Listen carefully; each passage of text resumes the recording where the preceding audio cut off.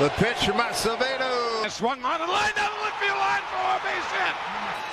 Fly ball, gap, right center field. And Double him up at second. Luke is going back to the 1-8 track. Get out the right, run and Buster Grandma. It is grand salami time. Send Seattle to the American League Championship Series for the first time in 24 years.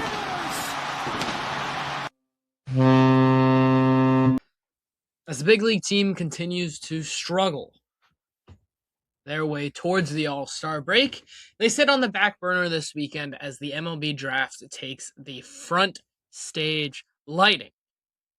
Seattle Mariners made 4 selections in the draft today through the first 4 rounds. And as we look ahead to tomorrow, the Mariners have money to spend with the potential to pull out some more aces out of their pocket. I'm Domingo Anderson with you here on episode 180 of the Light the W podcast. Little bonus episode here to celebrate the draft. Just about a year ago, we saw the Mariners draft at 3rd overall, where they selected the one and only Cade Anderson. With the 3rd overall pick, he fell to them as the Nationals and the Angels passed up the opportunity to draft Anderson. The Mariners were drafting later today after a very successful season last year. They selected in the 24th overall spot, where they selected a college bat for the first time since 2017 in the first round. At draft was Evan White, of course. 2016 and 17 were the first couple years of the Jerry Dipoto tenure, and they drafted Kyle Lewis and Evan White in those 2 years. Here in 2026, Mariners go back to that route, and they select Ace Reese, 3rd baseman out of Mississippi State. What to know about Ace Reese alongside the other 4 picks today is what we're going to be covering in this episode. How long it goes depends on how much I want to talk about. But let's start with Reese. Ace Reese, again, this is a college bat. He's a little bit on the older side compared to a high school guy, right? But this is still a guy that is young. This is still a prospect. He has spent just a couple years there at Mississippi State. Spent his first year at Houston before transferring, and he spent the last 2 years at Mississippi State. He is now 21 years old, will turn 22 next April. So you get a guy that is a little bit on the younger side. You get a guy that is going to have time to develop, but you get a guy that is already somewhat polished. Now, what this guy is good at. This is a guy that has huge power, ranked in the 99th percentile in barrel rate and average exit velocity among college bats this season. This is a guy that hits a ton of home runs, right? This is a guy that this season hit 24 home runs for Mississippi State, alongside 23 doubles in 292 plate appearances. That's 62 games, right? So he had a home run or a double in about 2/3 of the games that he played in this year. 63 strikeouts to 41 strikeouts this season. It was an OPS of a 1.152 OPS. This is a guy that struck out 21% of the time, walked 14% of the time. Look, the strikeout rate's a little bit high, but the walk rate is in the 83rd percentile. This is a guy that can control the strike zone. This is a guy that has huge power, and a guy that over the course of his college career has shown that he has the ability to also hit for average. Now, when you go and you look at percentile rankings, I'm using a lot of Overslot here. Joe Doyle, of course, runs that alongside other people there. But Overslot's a great resource if you want to look at stuff around the draft. Costs a couple bucks a month, something like that. Ace Reese, though, this is a guy that the worries are his whiff rates. He's in the 42nd percentile in whiff overall, 32nd in in-zone whiff rates, and 59th in out-of-zone whiff rates. Below average in whiff and in-zone whiff specifically, below average in chase, below average in strikeouts. None of those are good things. He whiffed on 24% of the pitches he saw, not a good number. But when you look at his numbers in 2025, it changes a lot. Look, the chase rate was still in the 32nd percentile. It's not something you want there, but the strikeout rate was more average compared to this year in 2026. This was his sophomore year in college. His in-zone whiff rates was just 10%, as in the 81st percentile. Whiff rate was just 17% in the 77th percentile. So, The way he adapted and grew in college, right, was that he actually started whiffing more, right? And he didn't lose power, right? He actually gained a little bit of power, and he started walking a little bit more. So what I think here is interesting is that Ace Reese has shown the ability to hit a lot of the pitches in the zone. And now he's also shown the ability to be able to command the zone and be able to work his walks and be able to have a feel for the strike zone. So alongside that power, there's this ability to have the tools of a hit tool, right? There's this ability for him to be able to hit. When you look at his hit tool, it's a 55 grade hit tool on overslot. His power is a 50 grade. He has the ability to hit, and he's shown that in college. He hit 336 this year. He hit 352 last year. His on base was higher this year. His slug was higher this year. The average was down a little bit. So what I'm looking at here with Ace Reese is that the Mariners see something, I think. This is not just they're trying to get a guy that's a little bit underslot here in this first round is to be able to save some money because this is a deeper high school class and they want to try and pry high school player probably later in this draft. But I think that they look at this guy and they say, look, he's shown all the tools we have and he has a legit tool with that power. Some places have it as a 60 grade tool. He puts a couple things together. This is a guy that could be a fast mover at 21 years, 22 years old next year. A guy that could be up in the big leagues in 2028 and could impact this team in a position of need. This is a left-handed hitter, right? But that's beside the point. But this guy is 6'3", 205. Coming out of college, he can move fast. He's done what he needs to do. And look, he might not stick at third base, and that's one of the worries, right? But if this guy can go play first base, this guy can DH, and this guy can play in left field a little bit, he is going to be of value to this Mariners team down the road. And overall, it's about getting the best player available. And for the Mariners, I think they see the power, they see that trait, that tool, and that's something that is going to attract them to this guy. That's part of the reason that they picked this guy. They believe he is one of the premier college power bats coming out of school. You look at what Joe Doyle says about him, right? Pull side power. He's fast. He was able to hit velocity really well. His in-zone, out-of-zone contact rates in 2025 were really good. He can adjust. He makes it hard for opposing pitchers because he's able to command the strike zone. Again, it's fastballs, hitting fastballs, and he can do all these things, right? He launches the ball. He hits home runs. Okay? I really believe that there are going to be the people that don't like this pick. There are going to be the people that say, yes, he whiffs a lot. Yes, his contact rates aren't that good. But when you look at his college career as a whole and you look beyond just 2026, there are reasons for a lot of optimism. And this Mississippi State team is one that changed a lot of its hitting and coaching staff going into 2026, which changed the hitting philosophy a little bit. And this is a guy that struggled a little bit at the beginning of the season and then went on a nice tear down the middle and end of the season. And he was able to find his groove again and be able to find who he wants to be more as a hitter. Not the best athlete, not the best defender. But if he shores up that hit tool a little bit, if he finds that hit tool alongside the ability to command the zone and alongside that power, this is a legit hitter, a legit guy that has the ability to be an impact hitter at the next level, right? And that's what you're looking for. You're looking for a guy that can impact this team at the next level, especially in the first round. Okay, so I think that having the slugging ability that he has, alongside some of this whiff and some of this strikeout, is going to scare people because it's a lot of what the Mariners do. But that shouldn't scare you. He has bat-to-ball skills that are different than a lot of the guys that the Mariners have had. And he has the ability to be a legit guy at the next level. I mean, you just look at some of these percentiles. Huge, huge power.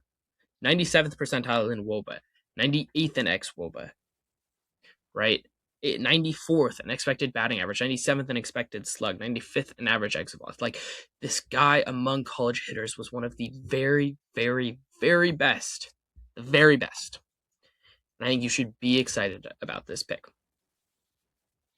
All right, let's move on to the Mariners' second round pick, Jake Brown out of LSU. This is another one that you should be excited about. This is one that people are really, really excited about because he was able to do good things at LSU. This is a former two-way player that is now a left-handed hitter and can play among all three outfield spots. Okay. Focused on the bat for the first time in 2026, and offensively, he really exploded. Went from a 935 OPS in 2025 to over an 1,000 OPS here in 2026. His freshman year was just an 810 OPS. The slugging improved big time. He doubled his home run output from 2025 to 2026, which is a very good sign for a guy that ultimately finds both gaps. This is a guy that hammers it to left center, hammers it to right center, and can utilize the whole field. He is first and foremost a hitter. But a 70 grade run tool allows him to be athletic, allows him to potentially play center field in the future, allows him to steal bases, allows him to be able to work hustle doubles, work triples, and just use the entire field as a hitter. The one question with him is, can he develop that power a little bit? He's shown it in batting practice, according to some scouts, but can he show it more in games? Can he unlock that power? Maybe the hit tool takes a small grade down, right? Maybe he loses a touch in that. But for Jake Brown, if you develop that power alongside that hit tool, it looks like you have, this is a guy that could be a really, really interesting piece for the Mariners in the future. You think about guys that they've drafted in the past. Look, this is not Johnny Farmelo, but this is a guy that is athletic, a guy that can run really well, a guy that can play defense. This is a guy that has the hit tool. Can he develop the power? Right? Ultimately, Joe Doyle says he profiles into right field as a pro, but that 70 grade runner allows him to potentially stay up the middle and especially start up the middle. Doyle says the only question, right? The questions around him is how much power can he ground to? He says the feel to hit and be able to just pepper the gaps is outstanding. He hits line drives and he can get to his pull side when he wants to. It's a really exciting guy that missed part of April or missed the second half of the season this year, but was able to put up really fun numbers in his 41 games that he played. And at LSU, this is a guy that faced a lot of tough pitching, right? This is a guy that is in the SEC and still put up 88th percentile barrel rates, 98th percentile xwOBA, 77th percentile exit velocity in terms of 90th percentile, 80th percentile in average exit velocity, above average strikeout, above average walk rates.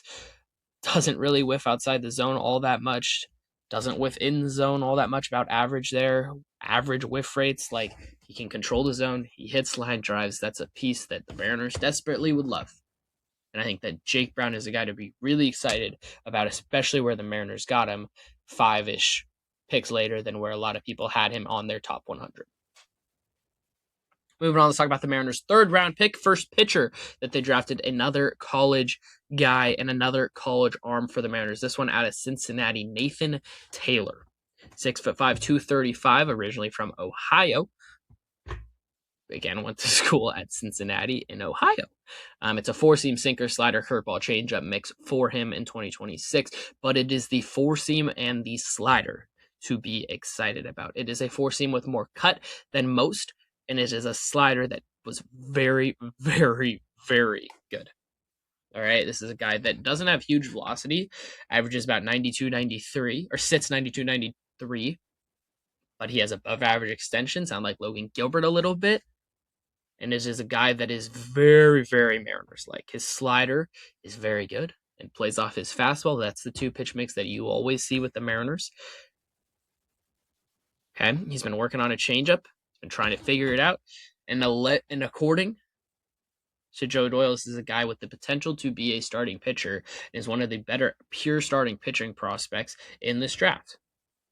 He has one of the best opportunities to be a legit starting pitcher with his breaking balls, with his velocity, with his shape, with how he executes his pitches. This is a very, very, very Mariners pick, and I think that you should be excited about any college arm that the Mariners pick because they know what they're doing, especially early in the drafts with college arms. It seems like each and every one succeeds. So whether or not you are a fan necessarily of this guy, you should be excited.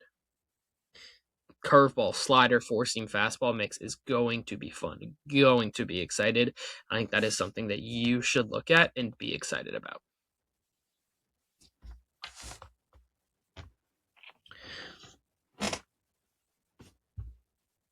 Moving on, let's talk about the Mariners' final pick, Trevor Lucas.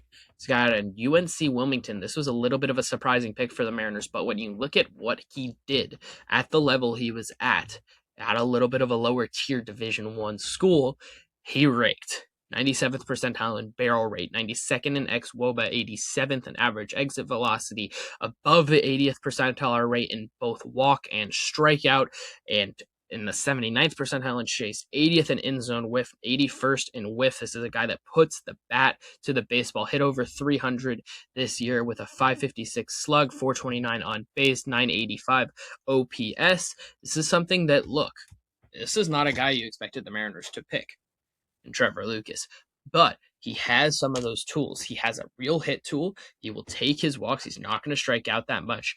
And he doesn't necessarily have the hit tool that you would want to necessarily see, but he can run and he can play decent defense at third base, which is part of the thing. Like, this is a guy that can potentially stick at third base, especially if he can unlock a little bit of power. Right? Now, can he learn how to play more positions? Can he play a corner outfield spot? Can he play second, right? These are the things that you should be excited for. And I think that, look, it's the fourth rounder. Like, this is not a guy that you're expecting to come and be an impact bat. But there's upside here. There's the real possibility that the Mariners try and develop this guy, Trevor Lucas, and they try and figure out, how do we get this guy from where he is right now to right here? How do we get this guy from a guy that hit 12 home runs and 12 doubles in 58 games to a guy that can hit 20 home runs, a guy that hits 20, 25 doubles, right? How do we get him from here to here?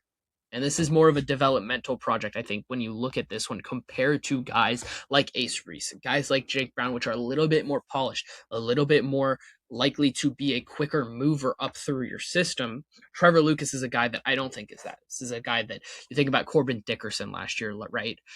Not the same player necessarily, but the same type of idea where they need to figure out some of these tools. And if they start to figure out some of these tools, they can move, they can come through the system, they could potentially become a big leaguer at some point. And once you get to the fourth round and beyond, you're just looking to get big leaguers. You're looking to get any impact you can, guys that you see traits with, guys that you think, oh, how do we use this guy's skill? How do we use this guy being able to run? This guy being able to put the bat on the baseball? How do we use those things to our advantage and develop tools alongside that, beyond that, and be able to have him have tools at the big league level that allow you to contribute to the big league squad? Okay, so the Mariners made 4 picks. Ace Reese, third baseman, probably going to be a first baseman or a left fielder. Jake Brown, center fielder, but will more likely end up in a corner. Nathan Taylor, potential starting pitching prospect.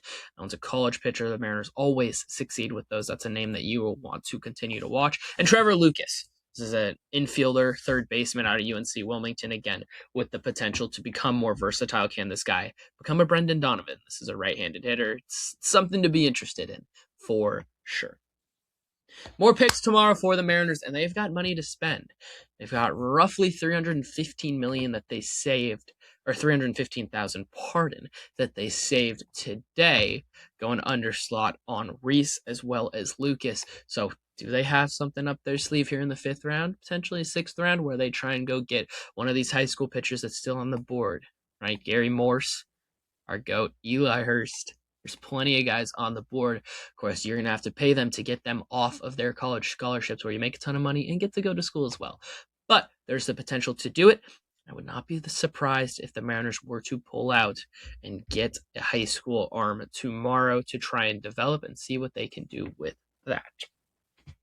Hitter heavy today, but I will be back tomorrow night. Me and Jeff are going to be recording an episode tomorrow night that will release Monday morning. Make sure you tune into that. when it releases 6 a.m. Monday. Till then, though, as always, go M's. Let's figure this team out and focus on the draft tomorrow. Go M's. Adios. Peace.